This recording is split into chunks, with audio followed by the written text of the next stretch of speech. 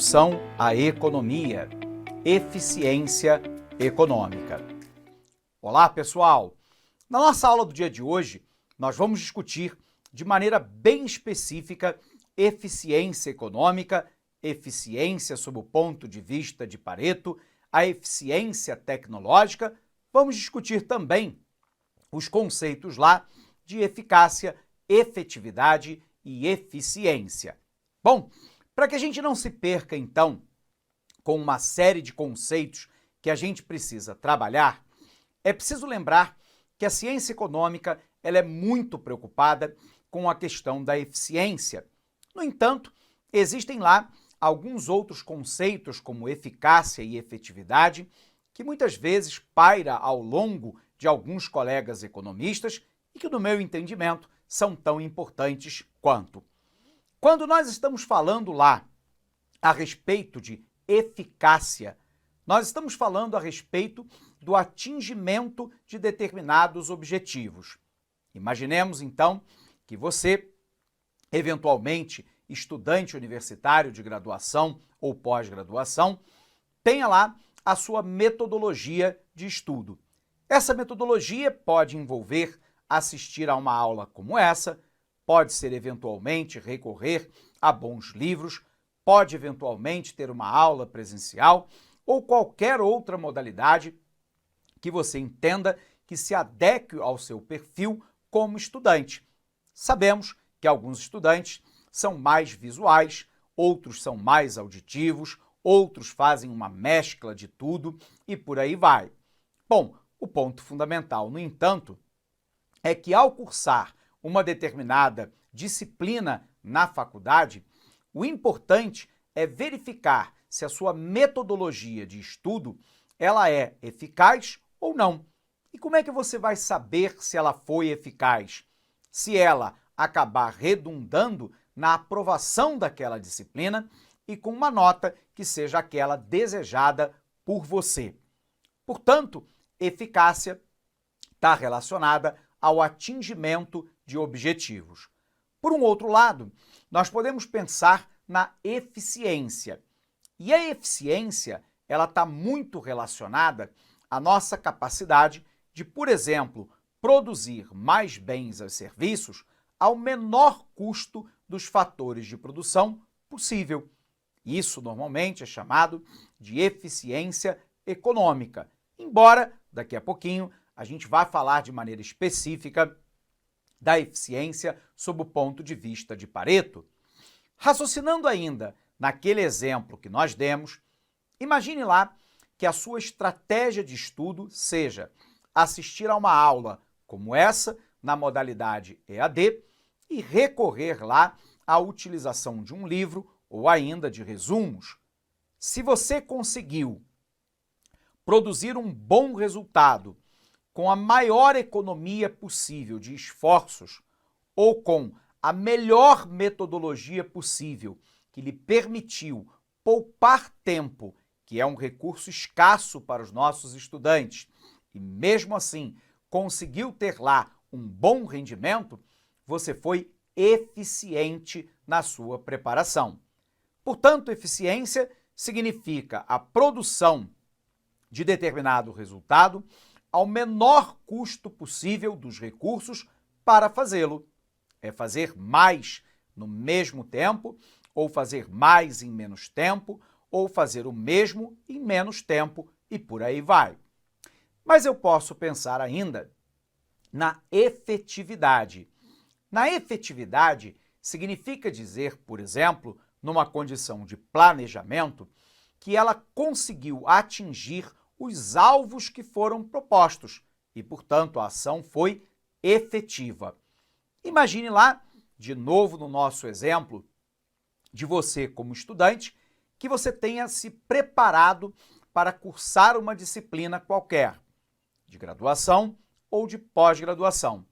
E para isso, você tenha mobilizado os seus recursos, você tenha determinado, por exemplo, que você partiria primeiro, para assistir essa aula online, depois você faria um resumo e depois leria lá alguma informação constante de um livro. Se você conseguiu executar cada uma dessas ações, você foi efetivo na sua preparação. Observe, portanto, que eficácia, eficiência e efetividade estão, de certa forma, correlacionados entre si. Bacana? Bom, mas a nossa tarefa primeira, então, é a gente colocar isso que falamos no quadro. Vem para cá. Quando nós falamos, então, a respeito de eficácia, nós estamos nos relacionando ao processo de atingir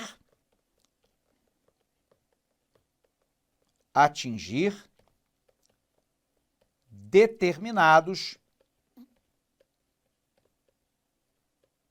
objetivos previamente organizados. A eficácia tem a ver com o fato de que nós conseguimos atingir, nós logramos êxito em atingir determinados objetivos. Posso pensar ainda na condição da eficiência.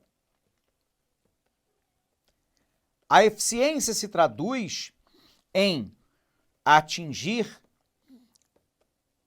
objetivo ao menor custo dos recursos. E esses recursos podem ser de várias naturezas. No nosso exemplo, nós utilizamos o fator tempo. E quando nós falamos lá em efetividade, a efetividade diz respeito lá à colocação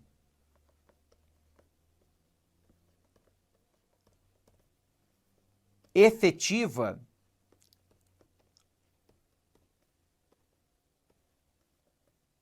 no nosso exemplo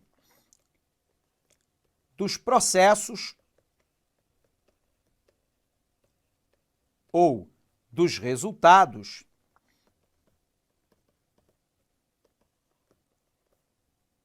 a serem alcançados. Portanto, a efetividade, ela está ligada a um processo de realização de processos ou de resultados a serem alcançados e, portanto, cujo alvo, de fato, sofreu o efeito da nossa ação. Então, se na nossa ação de preparação para uma graduação ou pós-graduação, nós mobilizamos a bibliografia necessária, a quantidade de aulas no formato presencial ou EAD, e montamos a nossa estratégia e conseguimos seguir essa estratégia, eu fui efetivo na minha preparação. É a colocação efetiva de processos e resultados a serem alcançados. Dito isso, então, nós temos lá a condição da eficiência, que tem origem lá no latim efficientia, e refere-se à capacidade de dispor de alguém ou de algo para conseguir um determinado efeito desejado. O conceito também costuma ser equiparado ao de ação, força ou produção. Por outras palavras, a eficiência é o uso racional dos meios dos quais se dispõe para alcançar um objetivo previamente determinado. Trata-se da capacidade de alcançar os objetivos e as metas programadas com o mínimo de recursos disponíveis e tempo, conseguindo desta forma a sua otimização. Nós sabemos que um dos elementos chaves para entendermos a eficiência econômica foi o matemático e economista italiano Vilfredo Pareto. Pareto vai nos formular a famosa frase do ótimo de Pareto, também denominado otimalidade de Pareto, ou eficiência econômica sob o ponto de vista de Pareto, que remete lá àquela ideia de que eu estarei numa condição de eficiência econômica quando eu não puder alterar a situação de alguém, a não ser em detrimento de outrem. E, portanto, eu estou tendo lá a utilização plena, a utilização efetiva, a utilização o mais eficiente possível dos meus recursos para o alcançamento do objetivo. Nesse caso, eu estarei na eficiência econômica. Veja aqui comigo. A lei da eficiência de Pareto é uma proposição devida ao economista franco-italiano Vilfredo Frederico Damaso Pareto, publicada em 1897 no curso de Economia Política e que passou a ser conhecido como ótimo de Pareto. O ótimo de Pareto ocorrerá quando existe a situação A, onde ao se sair dela, para que um ganhe, pelo menos um perde necessariamente. Desta forma, uma situação econômica é ótima no sentido de Pareto se não for possível melhorar a situação de um agente sem degradar a situação de qualquer outro agente econômico. Não é possível melhorar a situação de alguém a não ser em detrimento de outrem. Existem 3 condições que necessitam ser preenchidas para que uma economia possa ser considerada Pareto eficiente. A primeira é a eficiência nas trocas. O que é produzido numa economia é distribuído de forma eficiente pelos agentes econômicos, possibilitando que não sejam necessárias mais trocas entre indivíduos, isto é, que a taxa marginal de substituição é a mesma para todos os indivíduos. Então, observe, né? A primeira condição Pareto eficiente é que haja eficiência nas trocas, ou seja, os agentes econômicos estão continuamente transacionando entre si bens e serviços e fatores de produção.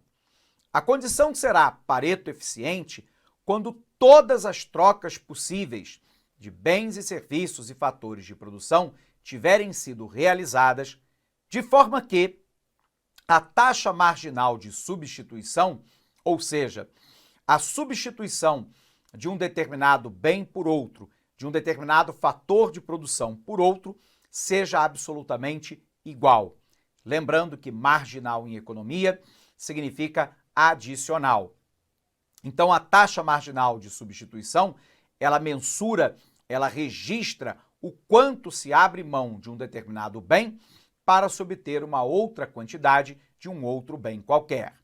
A eficiência das trocas pressupõe a ideia de que todos os agentes fizeram todas as trocas possíveis na compra e na venda de bens e serviços e também de fatores de produção, de forma que não será mais possível alterar a situação de alguém para melhor, a não ser em detrimento de outrem.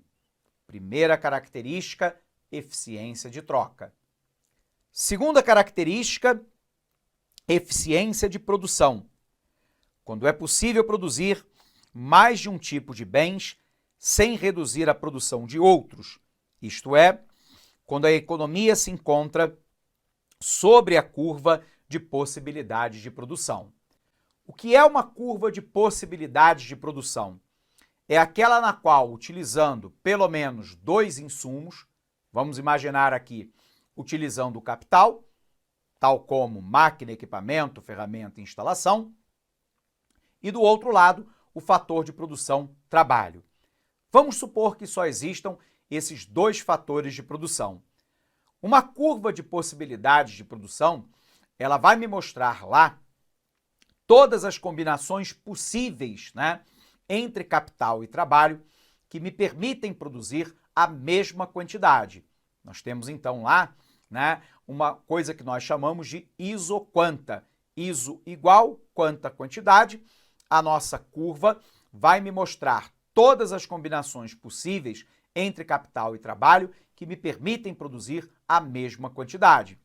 E nessa condição de produção, eu estou utilizando plenamente todos os meus recursos produtivos com eficiência máxima. Não há capacidade ociosa, não há capacidade que não tenha sido utilizada. E, portanto, a utilização plena me dá uma eficiência de produção.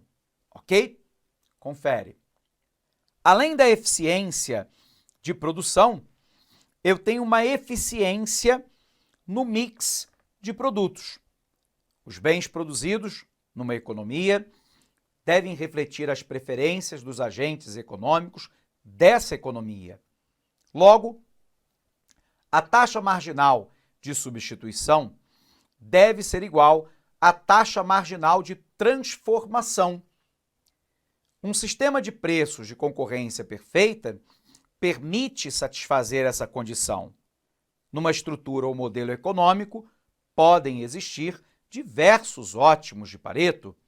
Um ótimo de Pareto não tem necessariamente um aspecto socialmente benéfico ou aceitável. Por exemplo, a concentração de rendimentos ou recursos num único agente pode ser ótima no sentido de Pareto, mas não é socialmente desejável. Então, a eficiência no mix de produtos me diz que a taxa marginal de substituição de um consumidor entre dois bens tem que ser igual à taxa marginal de substituição técnica na produção, no nosso exemplo, entre capital e trabalho. Nessa condição, nós temos então uma eficiência no mix de produtos que satisfaz plenamente o consumidor e o produtor. Finalmente, é importante a gente lembrar o último tópico que citamos aqui, que a eficiência sob o ponto de vista de Pareto não significa equidade. Não significa dizer que eu estou alcançando uma distribuição justa, socialmente aceitável do excedente econômico gerado, da renda. Ótimo de Pareto diz respeito apenas à eficiência econômica. A equidade é uma outra questão, ok? Continuando. Vilfredo Pareto, lá em 1897, realizou um estudo estatístico que mais tarde viria a se tornar o conhecido Lei de Pareto, ou chamada Regra 80-20. Professor, o que é a regra 80-20? Pareto chegou a uma conclusão que 80% dos problemas se referem a apenas 20% de causas. Essa é uma questão interessante que muitas vezes nós podemos aplicar não só na empresa ou na economia como um todo, mas podemos utilizar inclusive nas nossas vidas individuais. Segundo a tese de Pareto, pelo menos 80% dos nossos problemas se referem a apenas 20% de causas. E, portanto, Vilfredo Pareto defendia a ideia de que se nós nos concentrarmos nesses 20% de causas, nós solucionaremos 80% dos nossos problemas. Se isso é válido e ele verificou empiricamente que o era, se isso é válido, nós sabemos então que ao nos dispersarmos numa multiplicidade de causas, de problemas individuais da empresa ou até mesmo da economia como um todo, nós estamos dispersando muita energia com causalidades que representam lá, muitas vezes, um percentual de consequências muito pequeno. Imaginemos na hipótese da lei de Pareto, apenas 20% restante dos problemas observados. Porém, se inicialmente nós nos concentrarmos nos 20% de causalidades, nós solucionaremos 80% dos problemas e poderemos, então, talvez mais tarde, nos dar ao luxo ou ao prazer de tentarmos entender outras causalidades que são responsáveis lá por boa parte dos problemas. Eu vou tentar dar um exemplo para você pensando na educação. O IPEA, o Instituto de Pesquisa Econômica Aplicada, ele nos afirma que para cada ano de escolaridade aumenta, em média, 15% da renda desse jovem quando adulto, mas aumenta também 15% da produtividade dessa mão de obra. E aí, nós sabemos que produtividade é um elemento chave para o desenvolvimento econômico do próprio país. E, portanto, tratar das questões relacionadas à educação e à sua qualidade é um daqueles 20% que o país tem que se dedicar para resolver os seus problemas econômicos e de distribuição de renda mais candentes. Pois bem, quando nós olhamos para os problemas da educação, que são vários, boa parte dos especialistas elencam, no entanto, 5 problemas que, se fossem solucionados, teriam o condão de equacionar 80% das consequências de um sistema educacional muito ruim que nós temos no nosso país. Quais seriam essas 5 causas?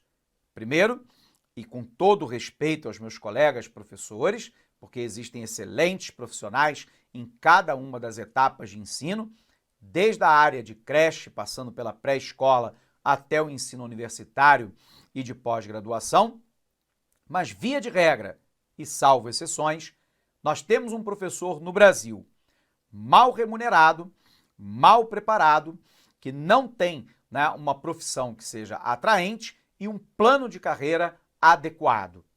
Resultado, nós temos no Brasil que apenas 2% dos alunos de ensino médio querem ser professor. Então nós temos que mudar essa primeira realidade. Um professor mal preparado, mal pago, sem uma carreira atraente e sem uma estrutura de carreira motivante para esse profissional. Segundo, nós temos um aluno no Brasil desmotivado, via de regra. Esse aluno não consegue compreender que o processo de ensino-aprendizagem, a escolarização, abre as portas para a sua mobilidade socioeconômica. E, portanto, temos que encontrar mecanismos de sensibilização desse aluno, encontrarmos mecanismos de transmissão de conhecimento, de geração de conhecimento, alterar os nossos formatos de ensino-aprendizagem para que nós tenhamos esse aluno como partícipe do processo de ensino-aprendizagem. Terceiro, participação da família. As pesquisas mostram que nos lares em que as famílias são mais presentes, a tendência de que o rendimento escolar seja do aluno maior e a evasão muito menor. A diferença, né, entre série e idade também é menor, porque a repetência é menor. Então, a participação da família, integrar essa família dentro do processo de ensino-aprendizagem é absolutamente fundamental. Quarto, a infraestrutura escolar, que deve gozar de condições mínimas para que o processo de ensino-aprendizagem ocorra em condições adequadas de segurança e de conforto. E quinto, que nós tenhamos uma política de Estado e não uma política de governo, que muda ao sabor de cada um dos governantes que são alterados no poder. Bom, seguindo então a tese de Vilfredo Pareto, se nós atacarmos 20% de causalidade, no nosso exemplo representado por esses 5 itens, nós solucionaremos 80% dos problemas relacionados à educação. Se de fato Vilfredo Pareto está certo no momento atual ou não, é algo que somente a pesquisa empírica poderá nos responder. Vilfredo Pareto, então, em 1897, realizou um estudo estatístico que mais tarde viria a se tornar conhecido como Lei de Pareto ou Regra 80-20. Naquela ocasião, ele estava analisando os padrões de riqueza e renda da Inglaterra e constatou que a maior parte das riquezas estava na mão de poucas pessoas. Havia nas estatísticas analisadas um padrão. A relação matemática entre a proporção de pessoas e a renda recebida por esse grupo era de 20% das pessoas de qualquer grupo que ele estudasse detinha 80% da riqueza disponível. Essa distribuição desequilibrada recebeu o nome de Lei de Pareto ou regra 80-20 e até hoje é amplamente confirmada em diversas oportunidades. Portanto, a Lei de Pareto, ou o princípio de Pareto, como hoje é conhecido, foi criado no século XIX e pode ser sumariado como se segue: um pequeno número de causas, geralmente 20%, é responsável pela maioria dos problemas, geralmente 80%. Portanto, vamos fazer aí um exercício de autoanálise, coletiva e individual, para saber se de fato Vilfredo Pareto está correto. Portanto, eficiência técnica e eficiência econômica. O que são? Eficiência tecnológica é o processo que permite produzir a mesma quantidade de produto, utilizando-se uma quantidade física menor de fatores de produção. Isso é o que a tecnologia traz. Eficiência técnica tecnológica me permite economizar recursos. Por um outro lado, a eficiência econômica é aquele processo que permite produzir uma mesma quantidade de produto a um custo menor. Portanto, eficiência sob o ponto de vista econômico, agora tangenciando uma outra abordagem. Bom, pessoal, com isso, então, encerramos esta aula por aqui. Um abraço imenso para você e bons estudos!